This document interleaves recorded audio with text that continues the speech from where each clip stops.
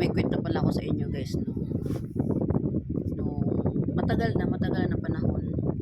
So ako yung unang punta ko sa Manila guys. Hindi talaga siya sa Manila, no. Sa ang pinakaunang destination ko nung umalis ako sa amin. Oh, bata pa ako noon, mga DC pa lang ako, nag-start na ako ng hanap buhay, nagtatrabaho na ako. At the same time, nagtitinda online. So, may talaga akong may sideline talaga lagi. So, nakarating ako guys doon sa Lipa, Batangas. Doon sa subdivision nila Manny Villar o Cynthia Villar. Yung amo ko, Kuya June Suarez. Kuya June, kung inyong napanood to, ito na ako ngayon, ang inyong dating katulong, na inyong dating kahira sa tubigan nyo, ito na, masinso na po, kahit paano may narating sa buhay. Ang bait nila guys, ang bait nila. Sila Kuya June, yung asawa niya, mabait, yung papa ni Kuya June, pati yung anak nila, medyo may kasupladuhan kaunti, pero mabait naman. So, yung ano niya kasi, meron silang, ang ilang kanilang bahay, nasa Lipa, Batangas, no? Yung sa pabahay nila, no? Yung subdivision nila, Manny Villar, no? Tapos, meron silang tubigan, Suarez Water Station, yun, no? Sa mga nakakaalam sa ano yung tubigan na yan, ako po yung dati nilang kahira doon. Alam ko po kung paano magpatakbo ng tubigan, paano maglinis ng galon, kung paano yung mga tubig, paano maraming proseso yan guys bago paglinisan mo yung galon. Maraming proseso yan guys. Oh. Marunong din ako mag-shield ng galon, ng mga takip ng galon. So bago tayo pag-usapan yun, dako muna tayo sa kanila mag-asawa. So si Kuya June, siya nag-manage ng tubigan, sa kanilang tubigan doon sa, hindi sa yung tubigan nila, hindi doon sa subdivision ng Lipa o subdivision nila Manny Villar o Cynthia Villar. Doon siya sa lugar ng kanilang magulang. Pero sa Lipa, Batangas lang din. Siguro ang layo mula dito papuntang Santa Rosa, parang ganon.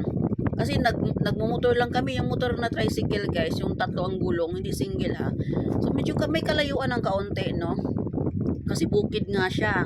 Probinsya talaga. Kung probinsya man sa atin, ito sa Laguna, mas probinsya doon sa kanila. So ayun, meron silang water station, ang nag-manage doon si Kuya June. Kasi nga po, yung asawa niya, maganda yung asawa niya guys ha. Kamukha siya ni Jean Garcia. Maliit lang siya, slim, pero ang ganda, puti. Yun nga lang, mula nung nanganak yung asawa ni Kuya Jun, hindi na siya makatayo kasi na-break yung spinal cord niya. So, mula noon, nagiging nakahiga na talaga. So, ang trabaho ko talaga doon sa kanila is caregiver, no, asawa niya. At the same time, katulong na rin. Parang meron lang dalawa kami sa bahay eh. Meron tagaluto, may tagalaba. Ako naman, caregiver lang, nag-asikaso kay ate, nagpapaligo. O, ganon. So, kung ang trabaho ng caregiver, yun ang So, may karanasan ako sa caregiver na kung ako'y magpupunta na ibang bansa, may karanasan ako sa ganong Hindi rin basta-basta ang trabaho ko doon guys kasi alam mo yung dudukutin mo yung tae sa puwet ng sa puwet ng pasyente mo, sa puwet ng amo mo. So kung ikaw talaga ay madiriin, marami na yung naging caregiver nila guys. Pero ako lang po yung nagtagal. Kasi yung iba madiriin, ang iba na nalaman na dudukutin mo yung tae sa puwet ni ate na asawa ni Kuya June. So ang iba hindi na bumabalik. Ako lang daw po yung nagtagal sa kanila kasi hindi po ako madiriin guys. Pwede po ako, hello, I am nursing student, paano maging na madiriin? Kung ikaw papasok sa ganong doctors or nurse, hindi ka dapat madiriin sa mga ganong klaseng trabaho kasi trabaho mo yun eh. So ngayon, nagtagal ako dun sa kanila. Kapag kapag nagpunta sa mall, ako naman hindi ako sumasama. Minsan sumasama kasi hindi po talaga ako klase ng tao na gala.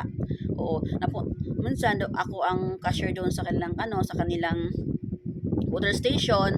Pupunta ako doon, naglilinis, tumutulong doon sa kanilang mga boy na tagahugas ng galon, taga-deliver, pero ako nasa loob lang ako, no? Si Kuya John guys, lagi nagpo-provide yun ng takip ng galon. Kaya alam ko talaga na kayong may-ari ng water station, mag-provide talaga kayo ng mga takip sa galon. Kasi ako, yung amo ko dati sa Lipa, Batangas, si Kuya John Suarez, talaga nag-provide siya ng takip ng galon.